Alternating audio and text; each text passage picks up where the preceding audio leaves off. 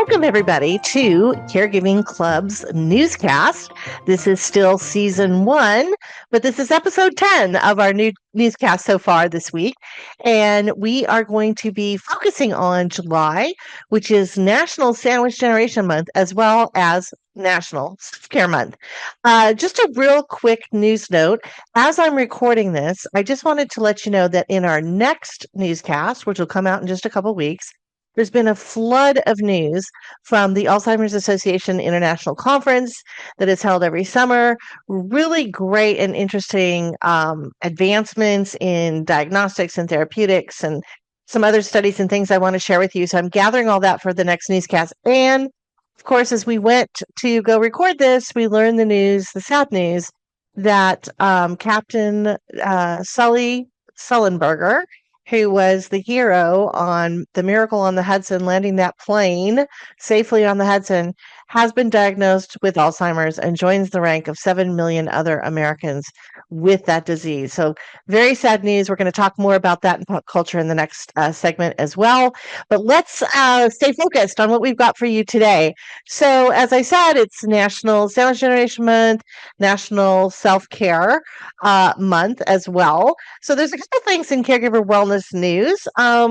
First of all, just a little shout out. It's the 3rd anniversary of my book, Me Time Monday, being published this month. I published it obviously this month for obvious reasons. Sandwich generation caregivers, as well as self-care tips and resources and all that. And I'm going to share with you in this segment for caregiver wellness some things from the book, some videos about forest bathing. We're also going to talk a little bit about the 7 A's of caregiving. What are those that will help caregivers? And also, International Self-Care Day is July 24th, and we have a really great video on practices from other countries that caregivers can use for 7-minute self-care. A couple of those, just a shout out, is from Denmark and also from the Netherlands. So stay tuned for that. And then also in self-care news, we are going to talk about this new campaign, the 1 Million Caregivers Conversations. What is that? How can you get involved? We're going to tell you. And then finally, in caregiver wellness news, we're going to focus on GLP-1s. Everyone's talking about these weight loss drugs. There's so many options out there now, but some things that you should know. And really, do they help caregivers? Do they help older loved ones?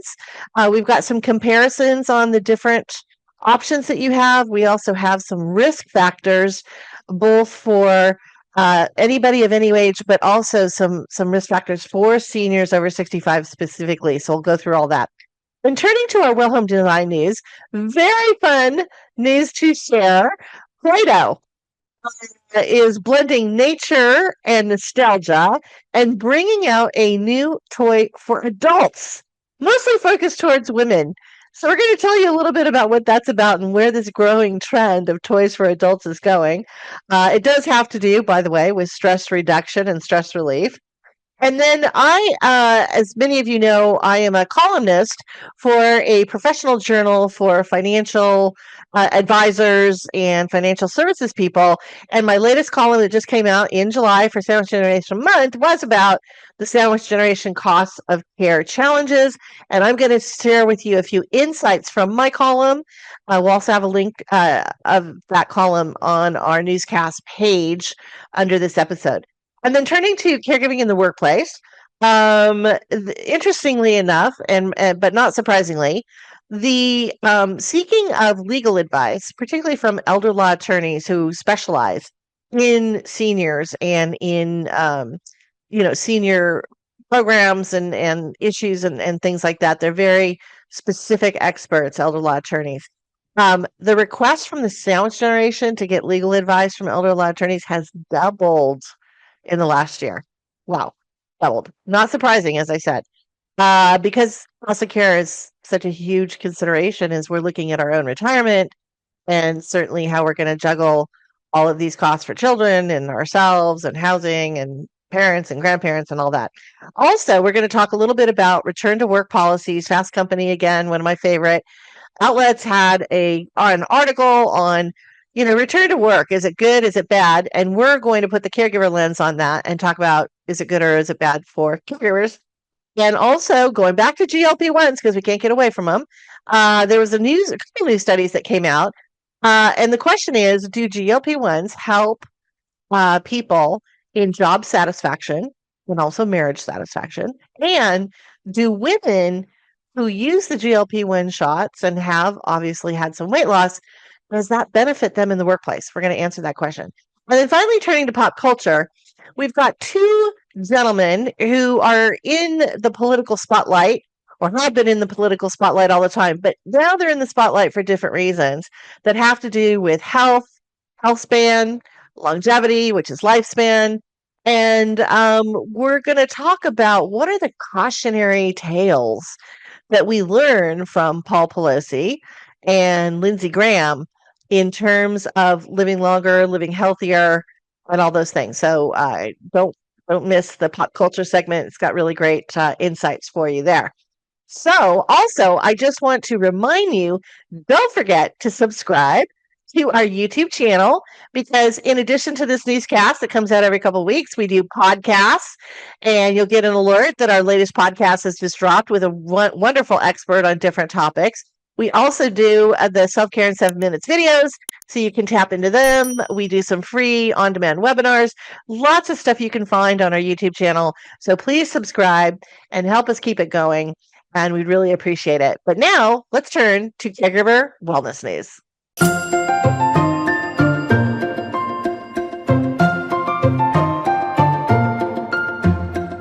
In Caregiver Wellness News, as I mentioned, this month, July, is both Sandwich Generation Month. For those of you, by the way, who don't know what the Sandwich Generation means, that is the 24 million or so, 18 to 24 million family caregivers who have both children that they're still caring for, as well as older loved ones. Could be parents, in-laws, grandparents. And the children, typically we like to say under 18, but we also sneak in maybe the children who have come back from college, don't have a job, they're under your roof, you're financially responsible for them as well as everything else. So that pretty much defines the Sandwich Generation. And this is your month, so we are focusing on that family dynamic and that caregiving dynamic. And it's also self-care month, which is perfect. So what I found interesting is there was just a recent article in the Harvard Health letter that talked about caregiver self-care tips, and a lot of similar, I hate to sound like, same old, but it was a lot of similar things we talk about all the time. Things like, breathing exercises, meditation, getting enough sleep. I think some of the other things were staying social. Those are all things that we talk about quite often. They're all very important. It's why I have the 7 elements, if you will, of balance in life, which includes the physical, social, emotional, environmental, intellectual, financial, spiritual. Did I miss one? I hope I didn't miss one. Hopefully that's 7. Anyway, but finding balance in all those areas of life is not easy, but if we take little steps towards it, which is what the Me Time Monday book and workshop and webinars and things that I do is all about, you can find yourself feeling that boulder from your shoulders and feeling just a little bit more calm, maybe a little bit more control over your life and what's going on despite the disruption and chaos sometimes of caregiving. So I wanted to start this section off with some things from my book.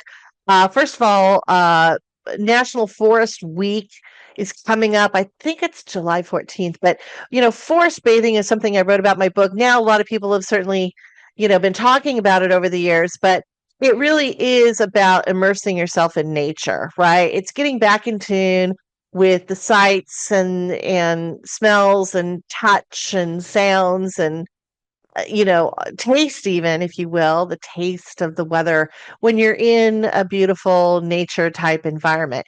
And it's something called Shinru Roku, but I write about it in my book. And at that time, it wasn't as well known. It is called nature medicine in Japan, which is really kind of where at least the more modern forest bathing originated. But we all don't have beautiful, wonderful forests. We can just walk out into our backyards and go through. It takes a little bit of time sometimes to get there. which is great and well worth it. But it's just about getting back into nature in general, whether that's just walking down your street and observing the trees and the leaves blowing and the smells, or seeing beautiful, you know, rose bushes or flowers or whatever it is, and just kind of soaking that all in and trying to drive out the modern, technology overdrive sounds and noise pollution that we get every day. It's just getting that, and that really does create a lot of calm. In fact, it's been shown to help with sleep.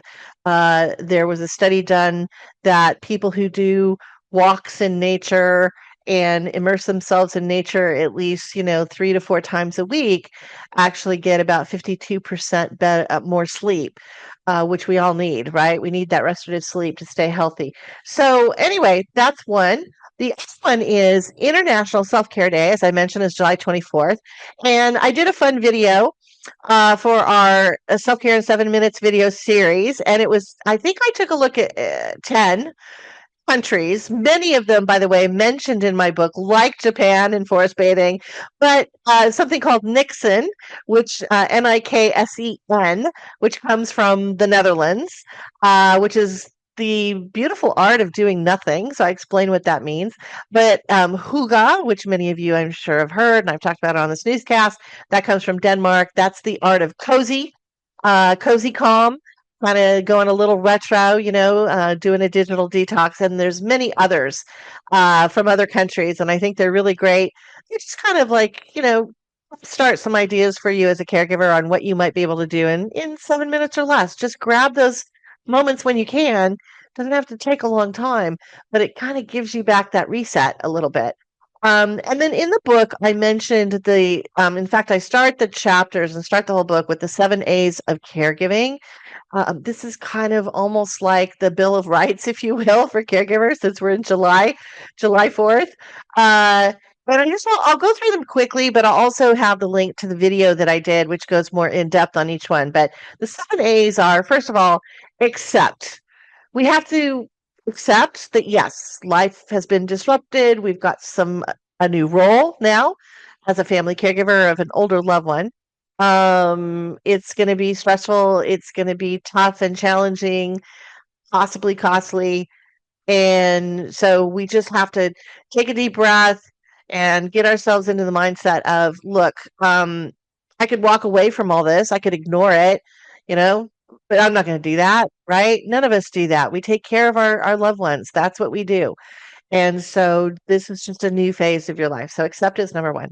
Number two is adapt. Yeah. Caregivers are, if you can make it through your caregiving journey, you are going to build so many skills that are so great for interpersonal relationships, that are really great for workplace leadership skills. But, things like just being flexible, hey, you can't, you don't control the day. You don't know what's going to happen. There certainly could be some kind of an emergency. And we're going to have to adapt a little bit. And in general, we have to adapt, right? Our routines might have to change. We might have to lean on others to help do some things. We have to tap into the resources that are available to us just so that we don't hit that burnout wall. The next one is act. And it's interesting because, of course, you're active, you're action-oriented when you're a caregiver. Whether you're doing research online, whether you're taking mom or dad to the doctor appointment, whatever it is that you're doing, making home modifications, raking the leaves, all that kind of stuff. We're adapting our own routines to now fit in some of these new things. And that is part of the acceptance, right? Is knowing that we're going to have to adapt. I'm going to get to something later on. That doesn't mean that you give up everything you want to do or what's important to you. You don't abandon your passions, which we will talk about in a minute. The next one is ask. So the ability to act usually is dependent upon asking others to help. Now, very often, when a caregiving situation happens, whether it's a devastating diagnosis like Alzheimer's, whether there's been an emergency and dad's been in the ER because he fell at home, or whatever it happens to be. Very often we have a lot of people around us who love us, friends, colleagues, coworkers, neighbors, whomever, who say, what can I do? What can I do to help? We don't have a ready list because we're still like navigating what is going to help me out here. But there are some online communities that can be created by someone for you, or you can create them. You invite people in that you trust, and then you can start to really thoughtfully think about, well, where can I use some help? Okay, I'm going to tap into Susie today to pick up my kids from soccer, if you're sandwich generation. Or I'm going to ask Mark, my neighbor, who's a lawyer, would he mind just taking, some minutes to look over these legal documents and make sure we have everything straight? I mean, stuff like that is where when you can get a pause and you can start to really create this circle of care around you, then you come back with the ask and people will be so grateful for it. I can't tell you how many people outside of the caregiver say, I feel useless. I want to help her or I want to help him, but I don't know how. So when you ask, you almost give them a gift because they want to be there for you. They just want to be there for you in the way you need. And so asking becomes very powerful. Assess. Okay. Yeah, we got to assess a lot of stuff. We got to do some research, but there are resources that you don't have to be online for hours and hours and hours. You may want to. You may want to learn everything you can about your loved one's disease, or you may want to know everything you need to know about, the costs of all the different options that you're looking at for where mom or dad will live or whatever it is. That's fine. But also know that either sometimes through your employer, or through other organizations. And certainly, if you join an organization like, for instance, an Alzheimer's Association or a veterans organization that has support groups where you can learn from other caregivers, these are really great resources. So you don't have to do it all yourself. But you have to assess the situation and you have to reevaluate because caregiving is a marathon, not a sprint. For most people, it's not, said and done in a few weeks. It's not even said and done sometimes in a few months. It's often years. In fact, the average that caregivers spend in their caregiving role is about 4.5 years. If you happen to be caring for someone with dementia, it's 9 years. It's double. So you got to assess the landscape and, continually look for ways to maybe cut your time down and use resources available. Abandon. Okay, here we get to it. So I said you had to adapt. But adaptation doesn't mean abandoning what you love, okay? You still have passions, you still have dreams, you still have wishes. They may be a little slower going, not completely put on the back burner, but they're put on low, if we go with a cooking metaphor, because they're still there, they're still important to you, and you don't want to forget about them. But it's just a little slower. So, for instance, if you don't have a lot going on in your life and you like to escape into a good book, you might be able to read a few chapters, and kind of speed through that book. You take on caregiving, and particularly, again, sandwich generation that's also got the whole kid side of caregiving. But you take on caregiving for an older loved one, you're not going to be able to do that. You're going to be exhausted at night. So maybe it's half a chapter. Maybe it's just a couple pages. Sure, it's going to take you longer to read the book, but you didn't give it up. And it'll let you escape for a few minutes. You get to immerse yourself in a different world and different characters. And sometimes we even learn things through these books on how we might solve a problem or tackle a challenge. And then finally, plod. I think one of the biggest things that we don't do as caregivers is we constantly analyze, another A word, we analyze our performance. And I have to say, for all the listeners out there, I don't want to sound what would be the right termination? Sexist. But women tend to analyze their performance more than men. Men don't always analyze their performance. They worry about other things. They worry about having control, which we can't have control over something like Alzheimer's. So they have different issues. And we want the control too, but we also analyze our performance in how we did it instead of got it done. Yay. So you have to give yourself a little bit of applause. You have to thank yourself because very few people will take the time to thank you. One of the things I'm very sensitive to is that in these situations, very often people are asking about the loved one. Oh, how's your mom doing? How's your husband doing? Or whatever it is that has created the caregiving situation in your life. They don't ask you how you're doing. That's okay. People will get it because they'll be in that role soon enough. We're all going to pretty much walk in the caregiver shoes. Uh, Thank yourself. You know what? It's good enough that I can take a pause and say, you know what? All this stuff I'm doing is pretty darn great. And I think I'm going to get some good points for doing this, maybe. But still, it's just take those moments to really acknowledge what you are doing. It's a great gift. It's an amazing gift. And without you, because there's 63 million caregivers in the US, the healthcare system would collapse.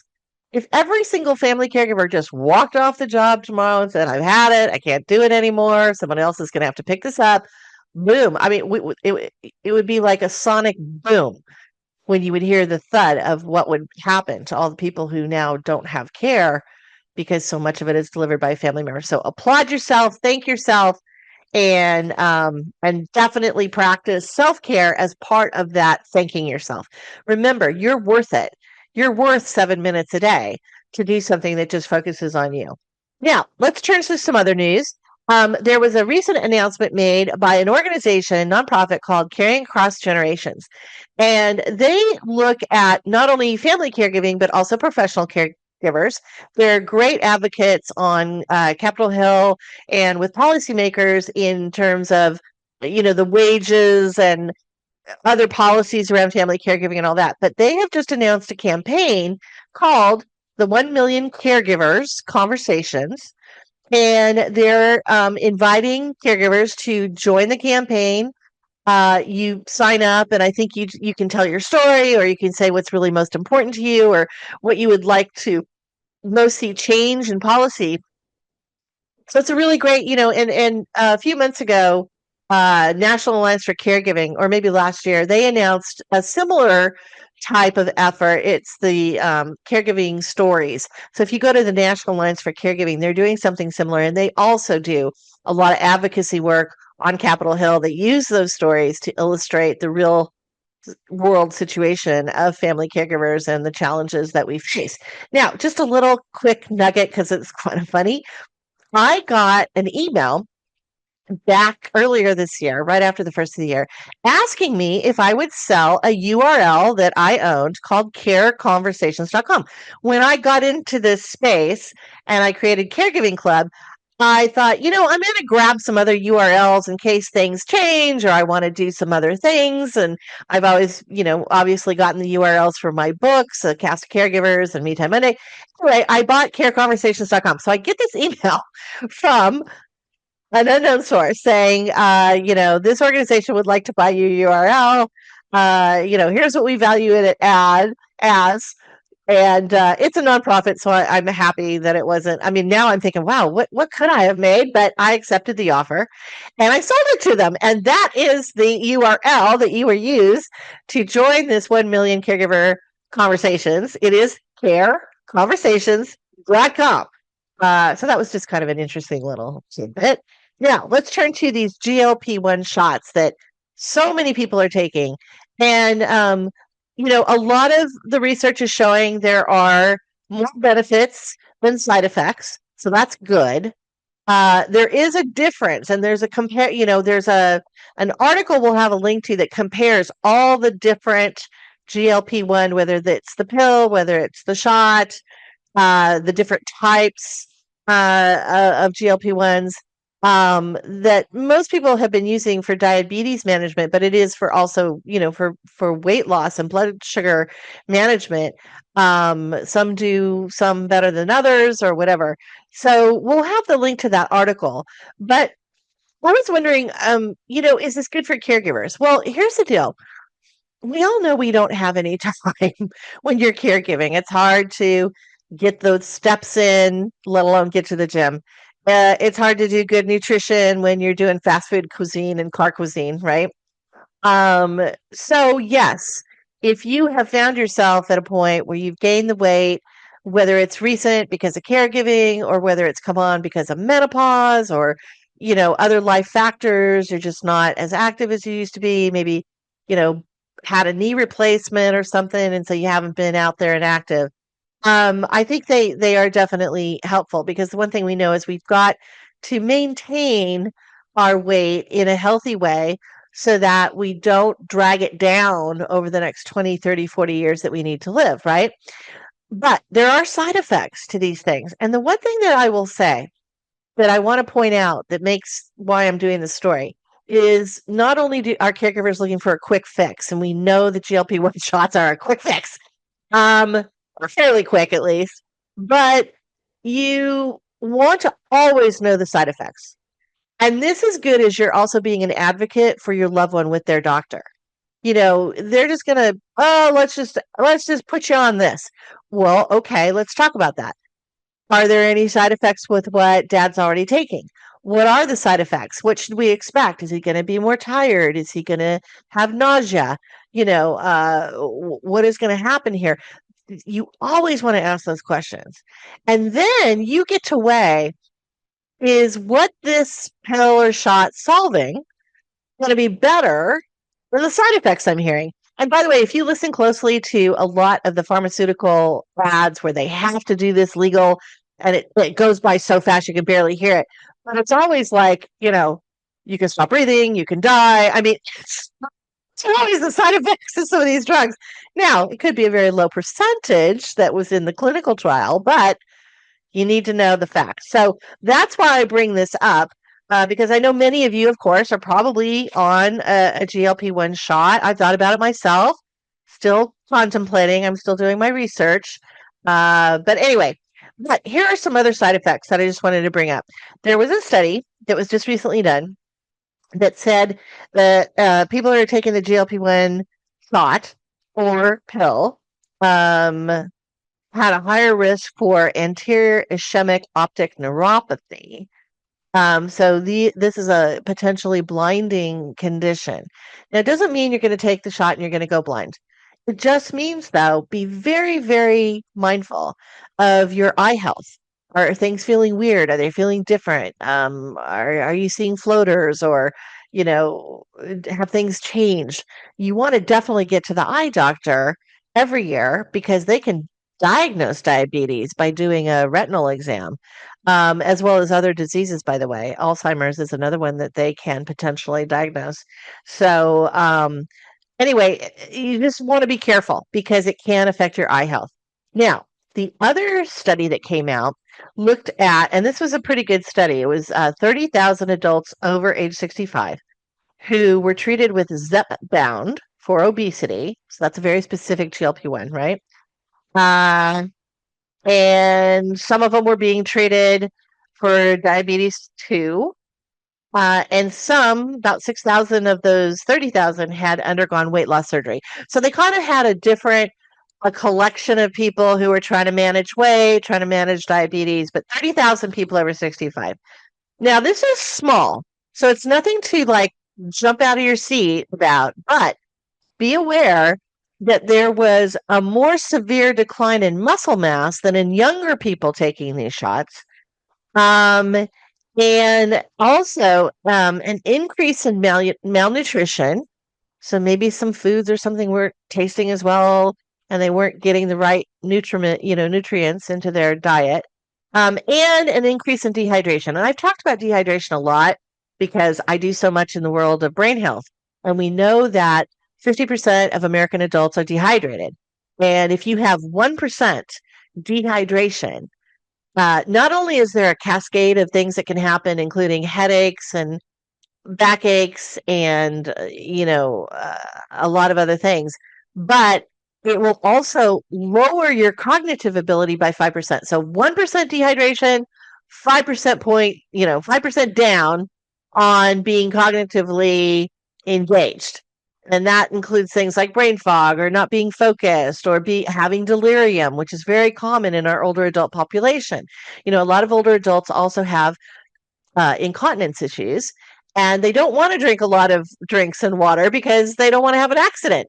So therefore, they're dehydrated, and then they get delirium. So it's kind of a merry-go-round of problems, but we can solve things like incontinence with products, but we have to stay hydrated. So that was an important study, I think, on the GLP-1s. And then also, we call often diabetes, we call it diabesity because obesity and diabetes too are so tied together. But there's something called sarcopenic obesity. Okay.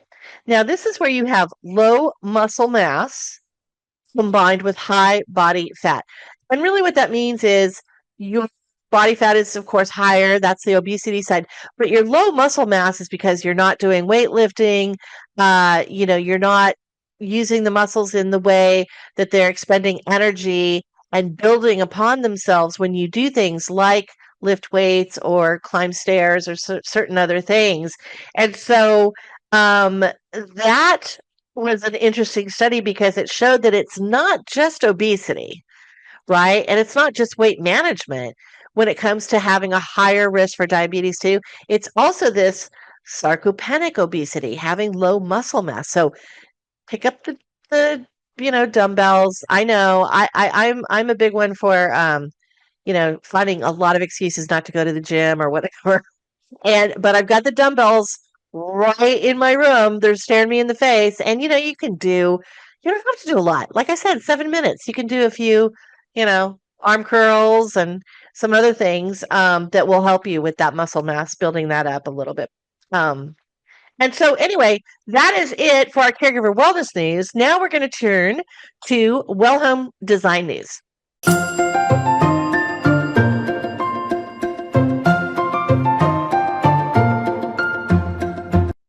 So for our first item in Well Home Design News, I felt like this felt in home because it reminded me of my childhood and being at home and playing with Play-Doh back in the day. For those of you boomers who remember Play-Doh, but this is kind of interesting because a lot of the toy companies and Hasbro has been one that has done some similar things with their games. They spun off also a company called Ageless Innovation, which has taken some of the Hasbro games and kind of updated them for the older population, the older boomers, that nostalgia that we're looking for. So this latest news really cracked me up. Play-Doh is launching Play-Doh for adults, mostly targeted towards women, and it's called Blooms. And blooms are specifically created so that you can create your own garden, your own flower vase, whatever it is, but it's mostly to encourage you to, again, kind of connect with those colors in nature, create your flowers out of Play-Doh. What's interesting is there have been studies, not specifically with this Play-Doh product, but Play-Doh did do a survey that has shown, and there have been other studies that show that when we get into a creative process, and again, this could be, like the scene from Ghost, right, with Demi Moore, where she's doing the clay potting, but we get our hands, the tactile feel of Play-Doh, and even sometimes the smell of Play-Doh, right, is nostalgic. And then, of course, the colors.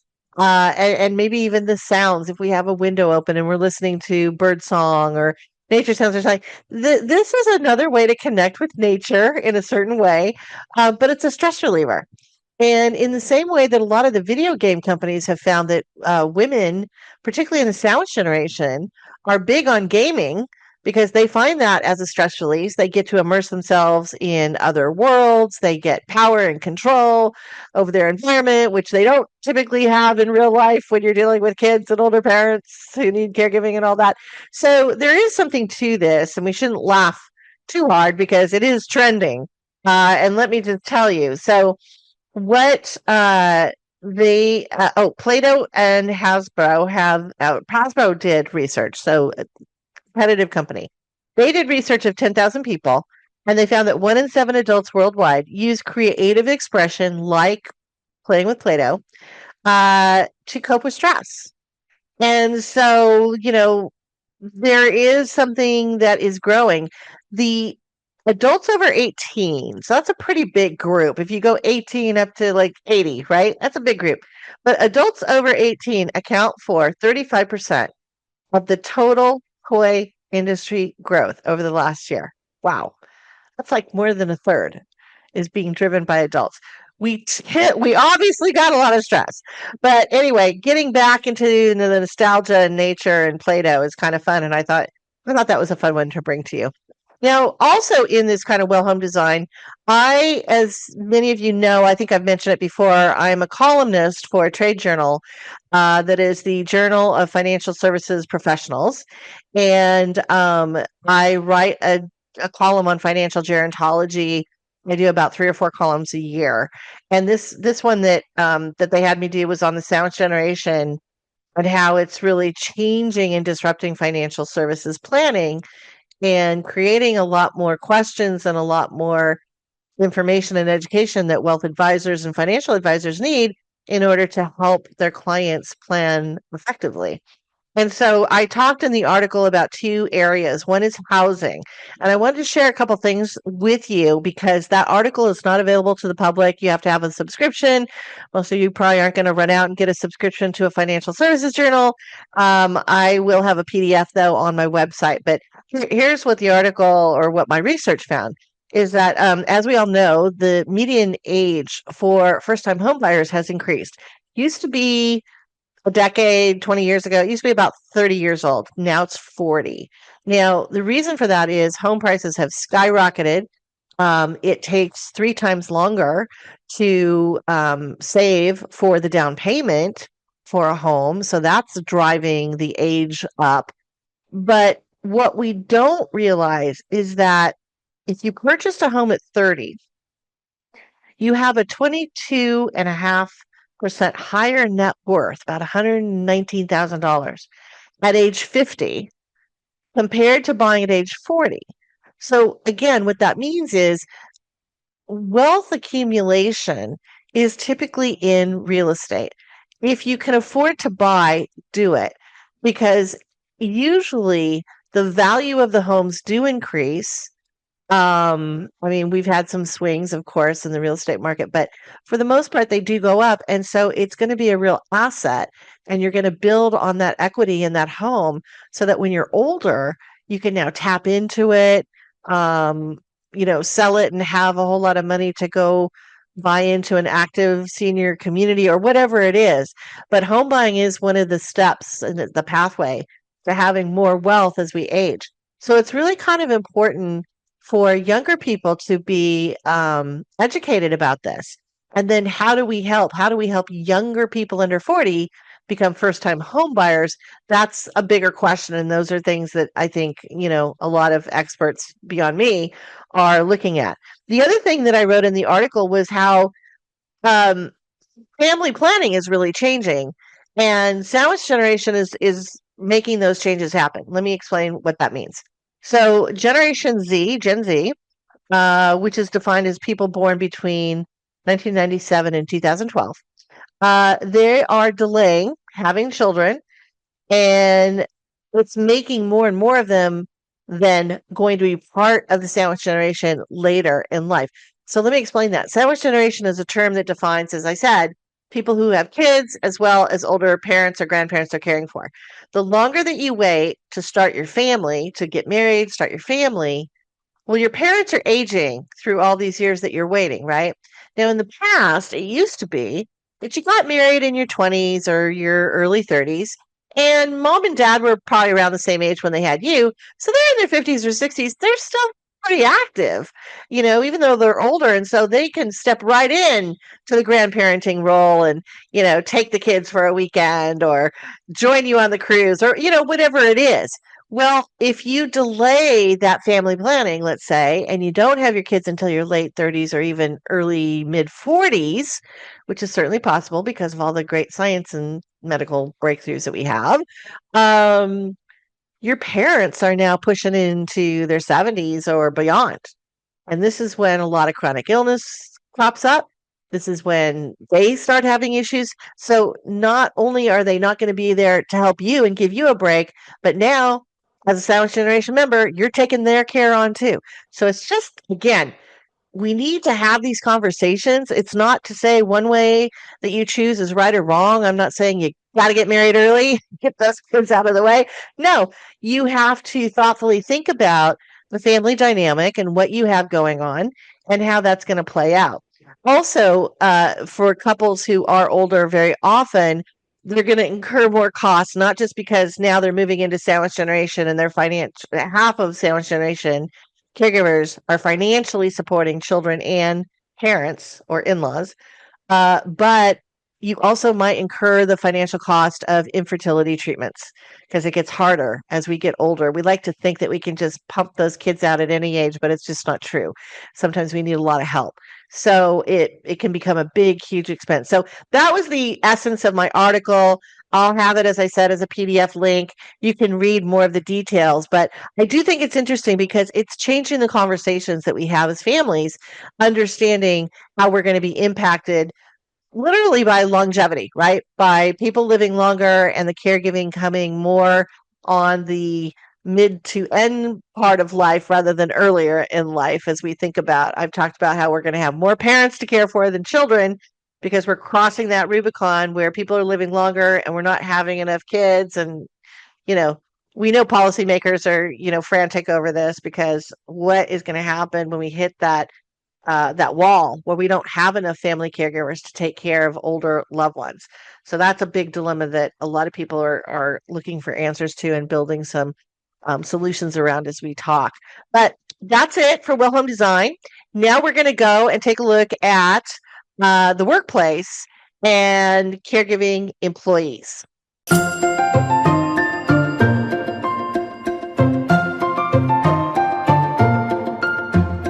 So we're turning now to the workplace and employers and those employees who are also caregiving. I know that I've thrown these stats out to you before, but according to different reports from like the Rosalind Carter Center on Caregiving a few years ago, and also Harvard, 1 in 5 employees are caring for an adult. So that could be an adult child who is neurodivergent. It could be a spouse, could be a sibling, could be a friend.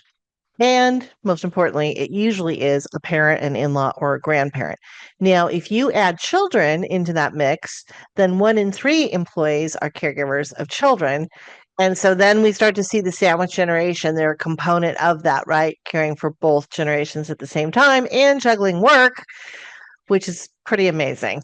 So I always like to focus on what's happening in the workplace because I do a lot of work with employers on educational webinars and workshops and even trainings for executives on understanding longevity and aging issues and sensitivities and certainly caregiving in their workplace.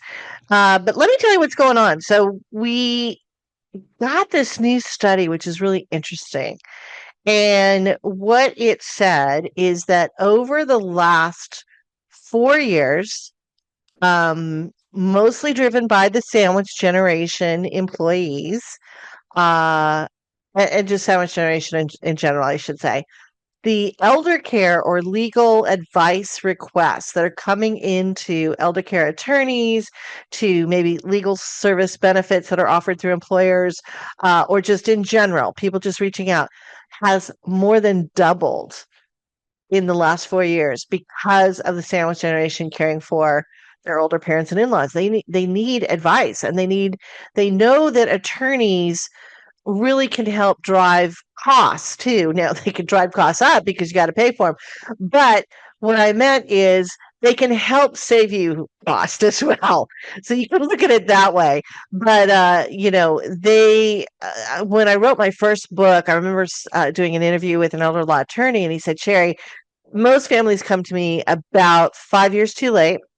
And if they had just come a little bit sooner, I could have saved them over $500,000 because we could have done this, this, and this. And there's just a lot of nuances when it comes to long-term care, Medicare, Medicaid, Social Security. They know all this because they've gone through a special credentialing to really an elder law attorney. That's what you're looking for. So anyway, the requests are coming in. They're overwhelmed. And more attorneys are now putting on their shingle that, yeah, we do elder law. So I just want you to be aware of that, because, a lot of employees feel like, I do need financial help. I do need legal help. I don't know anything about this space. I don't want to study it or research it on my own. I need an expert to guide me. So an elder law attorney. Now, in another study that was done, They were talking about benefits in the workplace.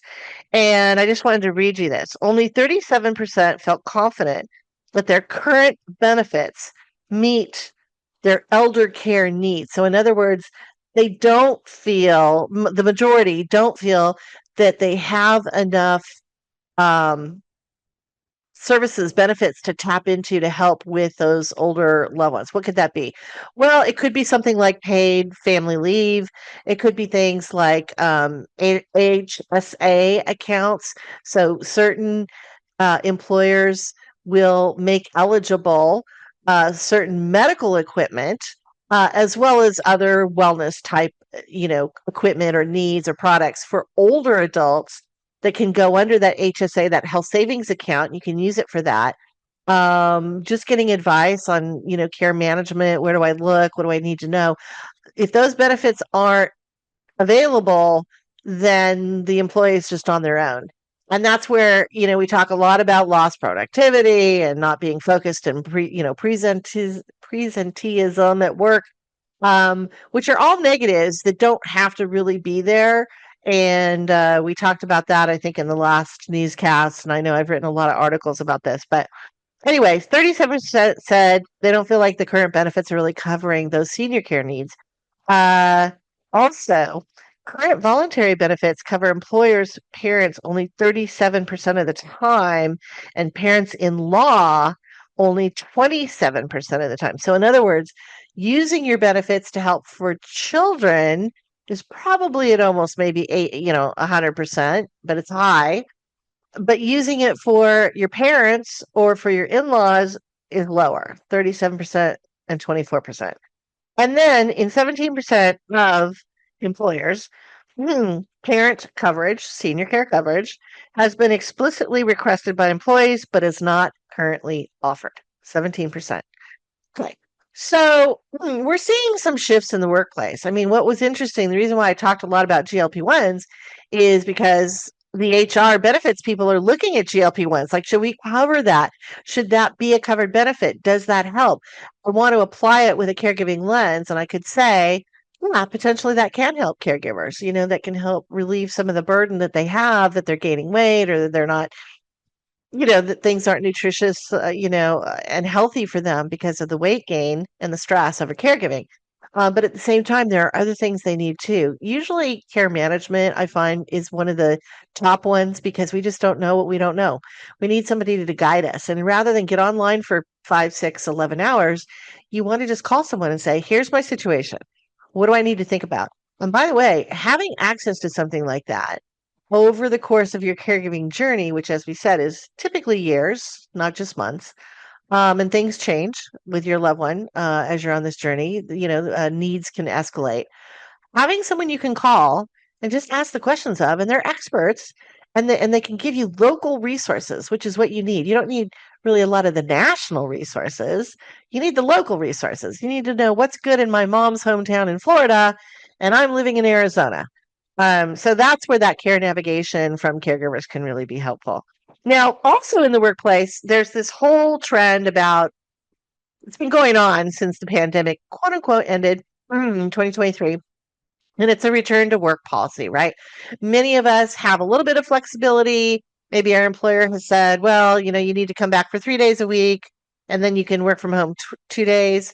But most employers are saying, no, we need you back. There's a loss that we feel not having you here 5 days a week.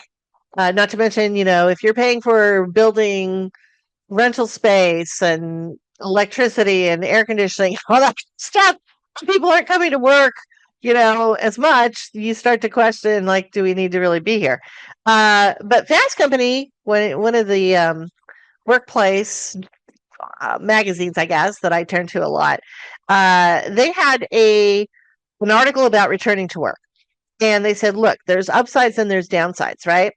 And so what we talked about in the last newscast was remote work increased your negative mental health. So, more depression, more loneliness, sometimes even more anxiety.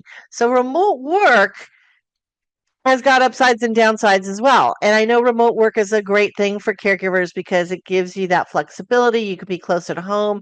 If disasters happen, particularly sandwich generation, you get a call from school or you get a call, mom just fell in the kitchen or whatever it is, you're there, right? Maybe you have a commute and you don't want to, tough it out in traffic for 40 minutes to get to mom or your kids. So that remote work is good. But it also wreaks havoc on your own mental health. And we know how important that is as you're trying to care for all these people around you. You've got to keep that strength mentally as well as physically. So that's what we talked about in the last newscast. Now, this was about remote work. Here's the upsides: the social in person benefits and interactions. Now, some people are poo pooing that. They're like, I don't really need that. Oh, yes, you do. Your social health is probably one of the biggest, if not the biggest, determinant of your longevity, your health span, and your happiness. I mean, the Harvard Adult Development Study, which has been done now for over 85 years, shows that. If there's one factor they could pull out, the researchers over all these 85 years, they said it's your social health. It's the quality of your relationships. It's the interaction. And that doesn't mean just having a really great relationship with your spouse or your sister or even a best friend. It's about having that mix and that interaction and kind of activity that you really, really need. You don't need to have you don't need the 1,000 people on Facebook who are faceless to you. You need the in real person relationships. And a lot of us get that from work. The water cooler talk, the people who commiserate with you because they've gone through caregiving for an older parent. Um, the ability to feel like you have a little bit more control over your situation, which you don't have control over caregiving at all. So at least you have a little bit of a control over getting something accomplished or done or getting applause for a project you worked on or whatever. It's very personalized, right? It's about us. And very often what happens when you become a caregiver, you get lost. The you goes away. Everybody else exists. You don't. Somehow that got dropped, that me ball, right? Well, you got to pick the me ball back up. And sometimes I've even heard from caregivers who have said, listen, it's tough juggling work and kids and older parents, but you know what? Work can become my respite. Work is like my escape. It's where I can think about other things and get away for just a little bit and still feel, that I'm accomplishing things. So think about that. Social interaction, very important. Also, when you go somewhere to go do your work, you make a clear distinction between that life and family life. Now, what happened during the pandemic and why negative mental health issues started escalating during the pandemic was not just the fear of the disease. It was the sense of being overwhelmed because you're in your home, your spouse or partner's in your home, your kids are there trying to do their schoolwork, everybody's clustered together. You're trying to carve out spaces where everybody can be because this is not normal. That is super stressful. That's way more stressful than just, getting in your car or jumping on the subway and going to work, right? So we have to keep that in mind. The distinction between work and family life is very important. And a lot of us need to create those boundaries. We need to be able to go somewhere, do our work, focus on that, be productive. But at whatever time you end, 5:30, 6 o'clock, whatever it happens to be, boom, you're done. And now it's family life or it's me time or it's whatever. But it's one of the things I struggle with, honestly, as a consultant and somebody who does a lot of this work this is basically my podcast newscast studio from my home. Now I'm lucky because I have a third level in my house, and I've kind of turned that over to the work, and it makes me climb another pair of stairs, which is really great every single day. But I have to climb up here, get things together, but it is separate from the rest of my living, and it doesn't spill over into my other living places in my house. And I tell you, that distinction is really, really important. I know that if I have to do work, I got to go up to the loft. And once I leave the loft, then I'm back in the home situation. So it's important. Now, some of the downsides that came up in this article, and I think that a lot of the people that were interviewed are younger generation. and maybe more used to um, being on their own, having flexible schedules or doing remote work or whatever it is. But these were the downsides that were listed. Uh, the social interruptions make your work day longer. So if you're hanging out at the water cooler talking about the latest binge-worthy TV series or streaming series or whatever, then that's only going to add 15, 20 minutes to your day because you still got to get things done. Okay. But you still need it. You need the break. You need to laugh. You need to get caught up in other things, not just work, not just caregiving. The noise factors of open cubicles creates more stress when you're trying to concentrate or where you're having telephonic conversations. Okay, I get that. I've been in situations where I've had both. I've had private offices, but then I feel a little cut off from everybody. But then I've also, worked in situations where there's been open space, and yeah, it can get kind of noisy.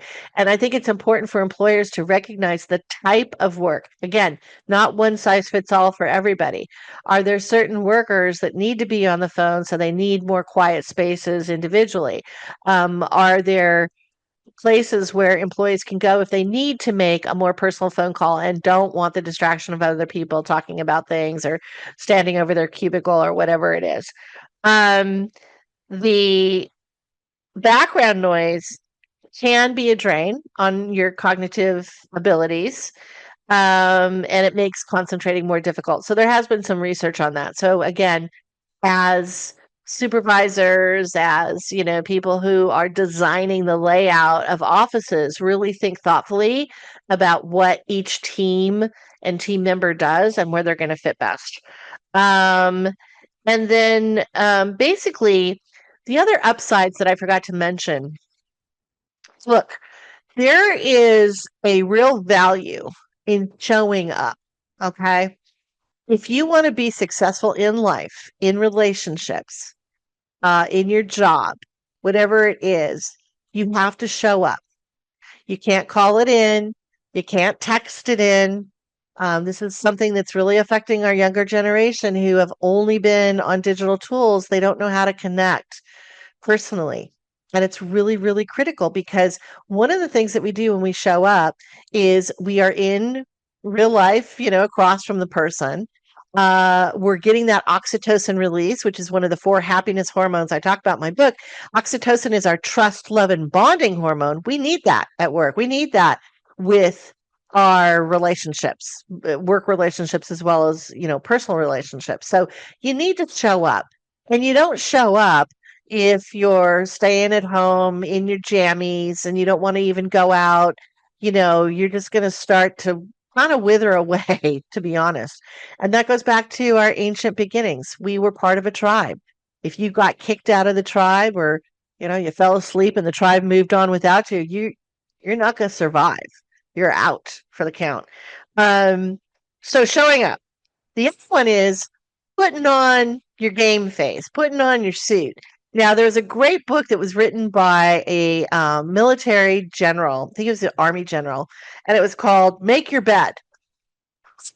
And it was really a hand guide book for little things we can do every day that make us feel like we've accomplished something, which give us a sense of worth, which give us a sense of purpose, which incentivize us to do more of, right? But something as simple as making your bed every day is what this general said. That's why there's certain disciplinary rules. Keep your shoes shined, keep your clothes, kept up. They're not all wrinkly. When we start to let those things down, we're giving in to not only our own inertia and laziness, which doesn't make you feel good. You get no dopamine from that, by the way.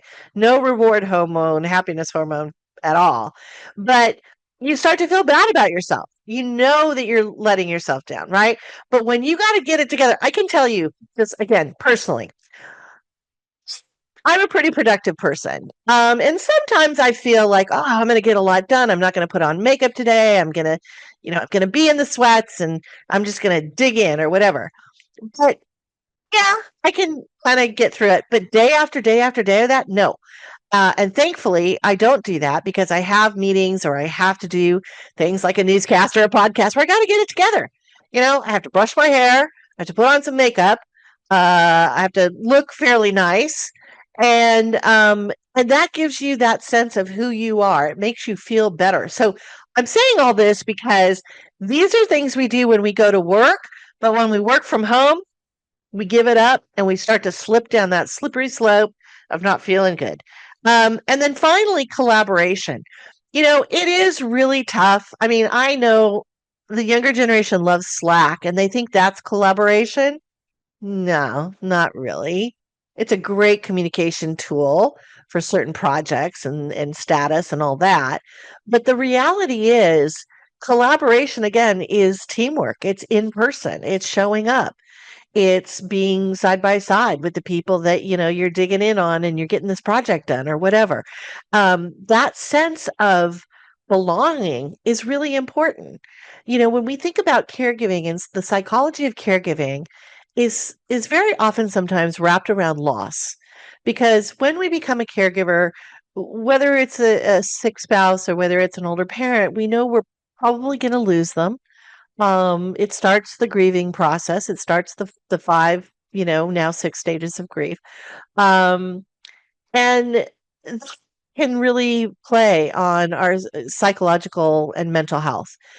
But when you can go to work and you can be part of a team, and even if you're feeling sad inside or something crazy, chaotic happened and stressed you out this morning, there is a sense of being in this collaborative environment that lifts you up.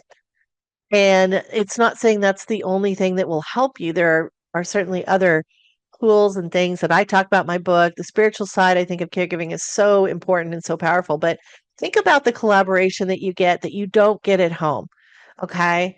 And maybe exacerbated, because if you're the caregiver and your sister or your brother have flaked out on caring for mom or dad, or your husband or partner, I'm speaking as a woman, isn't as helpful, like he could make dinner, but he didn't. Now you're mad at him. How dare he? You know, he could have picked up a pizza. Uh, your kids are being raucous or whatever. You're just, that's not collaboration. That's chaos. And you don't feel like anybody's on your side. You're doing this all alone. This is what caregivers say. I feel all alone. And so there is a little something in going to work, collaborating with team members, feeling lifted up, feeling like you're accomplishing something. You got to get it together and do it. And it takes you out of that zone of constantly being, like you're marinating in a hot tub of caregiving stress. Well, at least you get to step out every once in a while and dry off and kind of recoup, right? So it's something to think about, because I think it's really important. I think all of us are different. We all have different caregiving situations and needs, and you may not be able to stay at work. It just may be impossible. And I'm not saying that's a bad decision. I'm saying we all have to think about, what is it that makes us happy? What is it that gives us balance, so we have the energy and the stamina and the ability to keep on being good caregivers? Sometimes it's staying at work, sometimes it's not. You have to make that decision. But I want to bring up things that you may not be thinking about that you might lose when you do maybe make the decision, for instance, to take a leave of absence or step away from work. And so the other thing is, one of the persons in this Fast Company article said that she liked to come into work early because she could get 1 or 1.5 hours of total peace, nobody else around. She felt like she could get into all her emails and do that in the morning and get through it and stage some things for other stuff. And then by the time people started showing up and there's noise and there's meetings and there's this and there's that, she was okay with that. That was her balance. And I have to say, I personally found that. I had a very big commute a few years back when I worked at an academic medical center in Southern California. And if I left the house at 7, I would be on the freeway for 2 hours just to get to work. Okay.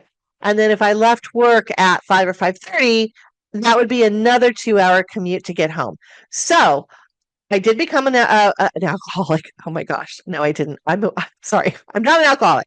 I became a workaholic, because what I found that helped me, even though it gave me more hours is I left so I could get to work by 7, not get up at 7 or whatever, but then I could get there by 7, which meant I have to get up when it's dark in the morning. And then I would stay a little bit extra hours because just that extra half an hour sometimes would bring the commute down to maybe an hour and 15 minutes or something like that. So, yes, I was spending a lot more hours at work, but there was almost kind of a meditative sense that I had in my car for that commute up and back. It became very routine, and I'd listen to, books on tape or audiobooks, or I'd listen to other things or beautiful music that would inspire me for the day or whatever. So we all have to find our own path, and we have to make sure that it works for us and also works for all of the routines that are being disrupted around us when we become caregivers. Now, finally, I just wanted to mention a couple studies again on these GLP-1s. There was an article that was a working paper from the National Bureau of Economic Research that showed that normally you would think if you lose weight, you're feeling good, you kind of got an upbeat sense of yourself, right? That's going to make you have more job satisfaction. That's going to make you maybe have more marriage or partnership satisfaction. There have been studies that have been done that show that it can help with job performance and productivity as well as promotion. Well, there were some economists that studied a decade's worth of data on adults with diabetes, and they were looking for these changes in well-being. In other words, taking the shot meant an uplift, right, in marriage satisfaction and job satisfaction. And unfortunately, they didn't find it. They said it was kind of negligible. They are going to do further study, but they really didn't see any significant advantages or improvements. So the one thing you should just know is do it for yourself, but it may not have the upsides that you're looking for. Now, the flip side of this is there was another study that was done on GLP-1s and women in the workplace. And they did find that women who took GLP-1s and lost weight and felt really good about themselves. So again, it's really about what you express externally. It's not about the shot, and it's not about the weight loss, or it's not about, oh, you look hot, whatever. You can't say that in the workplace anyway. But you know, don't just use that to validate yourself or to bring value. You have to bring that from an internal place, not an external place, right? And we have to feel good about ourselves no matter what anybody thinks about us. But they did find that women who took the shots had a 27% more likelihood to start a new job within 18 months versus the people who didn't take the shot. So just some food for thought. But I do think that as we become caregivers, we start to become downers on ourselves because we aren't spending as much time doing the makeup, fixing the hair, picking the clothes, whatever it is. So if that's important to you, if that's what helps your self-esteem, spend a little bit more time on that. If not, find the things that do boost you up. Find the things that make you feel good about yourself and then focus on them. Don't just say, "Oh yeah, I used to do this and I loved it and it made me feel really good." Do it again. Maybe you do it for a shorter period of time. Maybe you don't do it as frequently during the week, whatever it is, but it's got to be about you. That's what me time is. And then find something you can do in 7 minutes that's going to boost you, because you need those little boosters, right? It's like when we used to get the Jamba juices and you'd get, the immunity booster or whatever it was.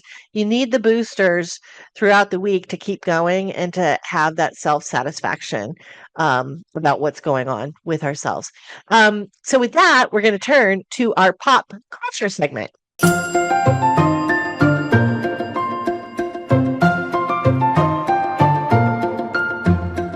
Welcome to our pop culture segment. So, for this newscast episode, we are going to be focusing on two gentlemen who have been in the political spotlight for decades. But it's not about their politics or any of that. It's really more about how they are cautionary tales in terms of when we think about longevity, we think, quality of life throughout. But sometimes our health spans don't always match how long we're going to live.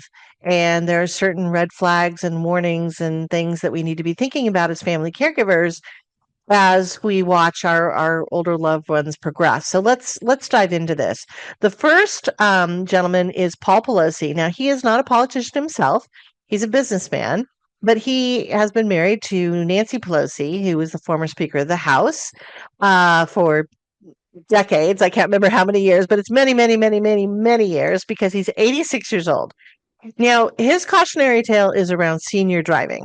This is something that we often think about as family caregivers. We get, how do we have that conversation? Our cars represent freedom and independence and mobility.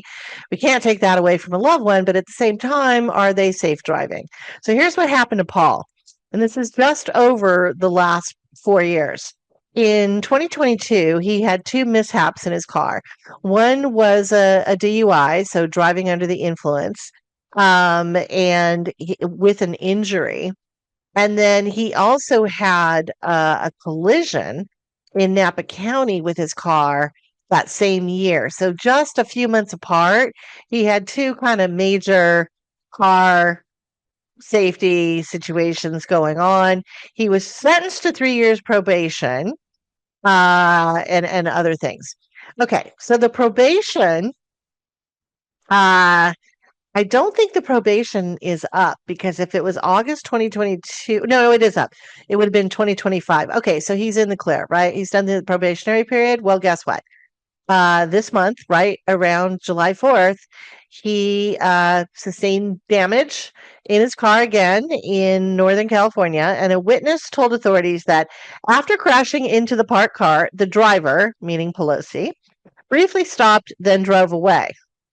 Now, Pelosi says he admitted to hitting something, but he said he didn't know what he'd hit, so he just kept driving.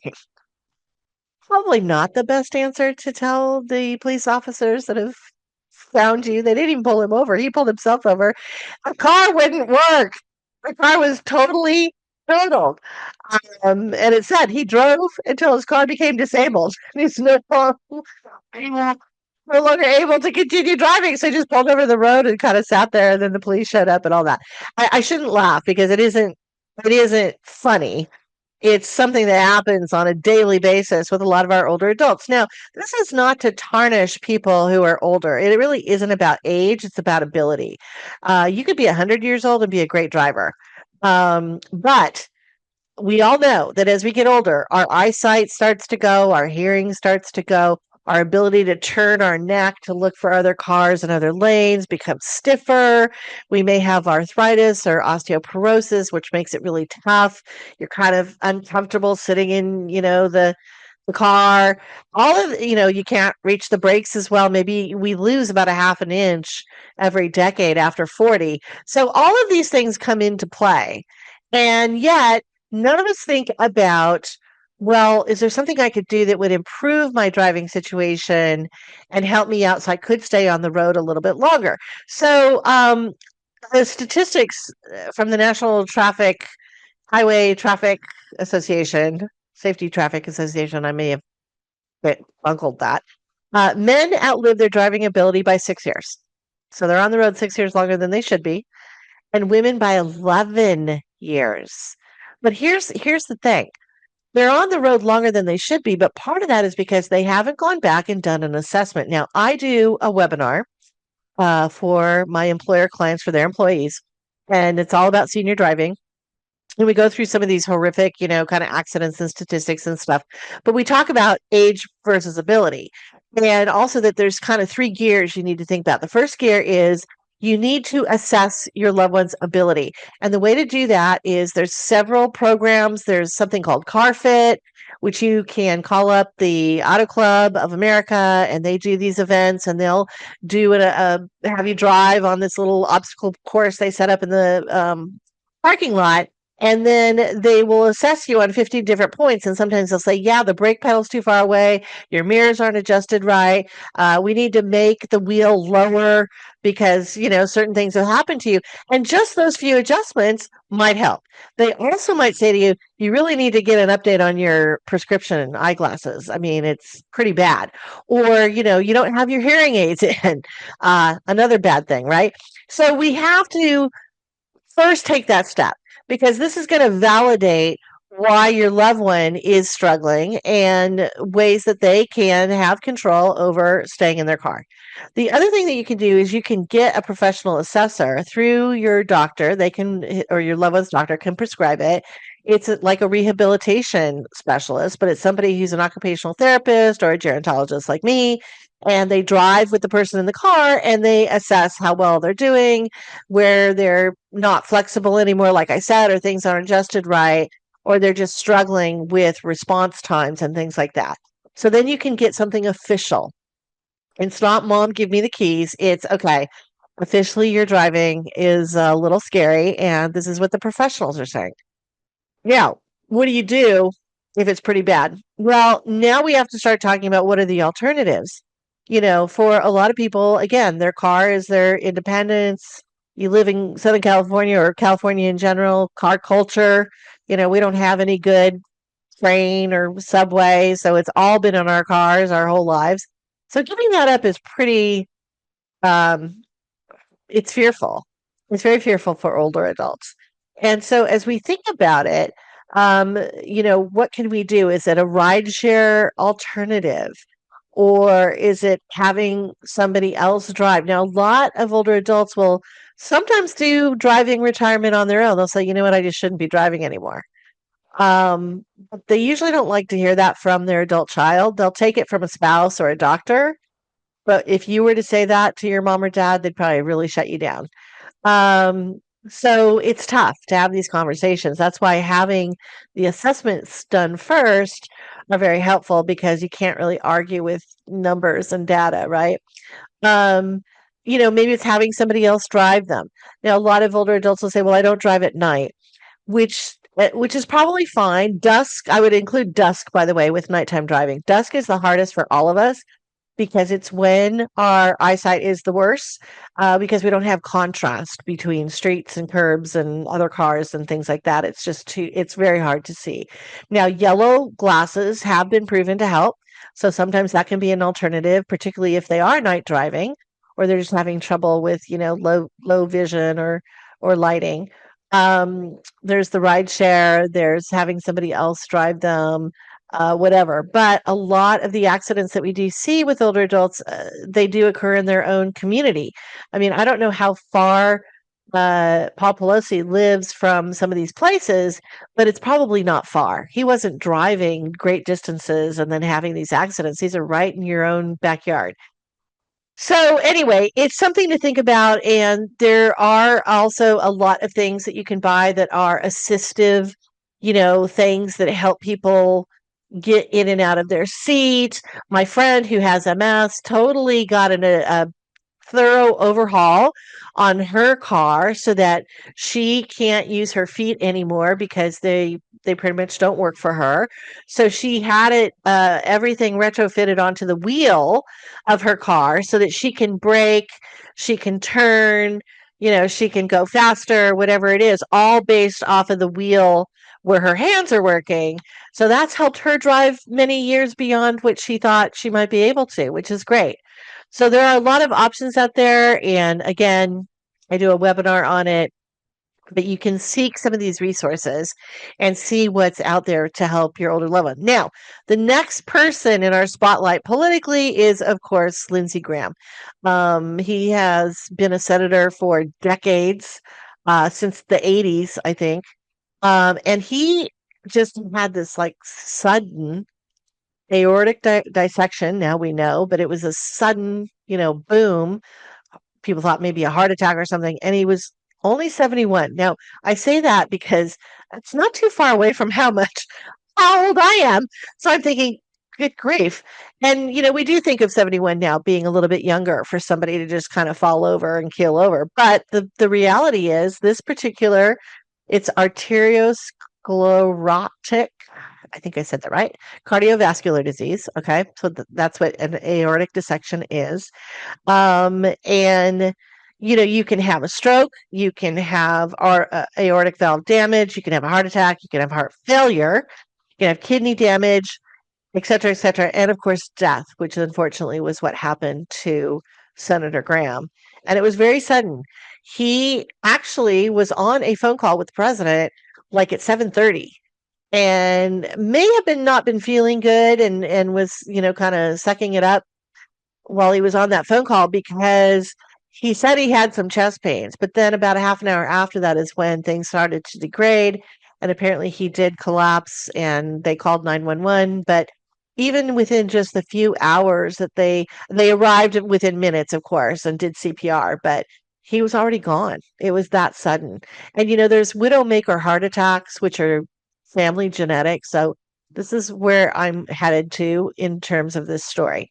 As family caregivers, we have to be aware of our family history. We have to not only know our parents or our in-laws or grandparents' health, we have to know their parents' health, maybe even their grandparents' health. We have to know, is there a family inclination towards a widowmaker heart attack? Very family genetically connected. So you have to be aware of that. And you can be very fit, by the way, and have one of those heart attacks. You just collapse, and it's pretty much sudden death. Do we have other family history that's going to lead to some of these issues? Are we taking enough care? From all accounts, Senator Graham was a go, go, go. He had just gotten back from a trip to the Ukraine. And you just have to take a little bit more care when you're older. You have to rest up. You have to get that good sleep, which is always a big factor.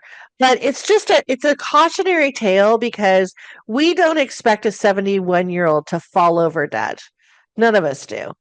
And so in our families, we have to start thinking about, but do we have a family history of certain things? Were there things happening in Senator Graham's life that we don't know that caused more stress for him or whatever? So it's just something, senior driving, tough conversation, but it needs to be had because the worst possible scenario is not only would your loved one hurt themselves, but they could hurt others as well. And that's usually the inroad to the conversation. They don't care as much about hurting themselves, but they certainly do care about hurting other people. And then when it comes to, taking care of our loved ones and, not assuming that they're going to live into their 90s, like we're all told now, 90 is the new 40. Not sure about that, but maybe for some people. But we have to be mindful that, even though, yeah, we are living longer, some people aren't. And so we just have to be aware of your family history for yourself and for the rest of your family members. So that is our newscast episode. And thank you again for joining us. That's a wrap for Caregiving Club Newscast this week. We hope you enjoyed these news segments. You can email us at info@caregivingclub.com to let us know a news story we should cover or leave us a comment on our YouTube page.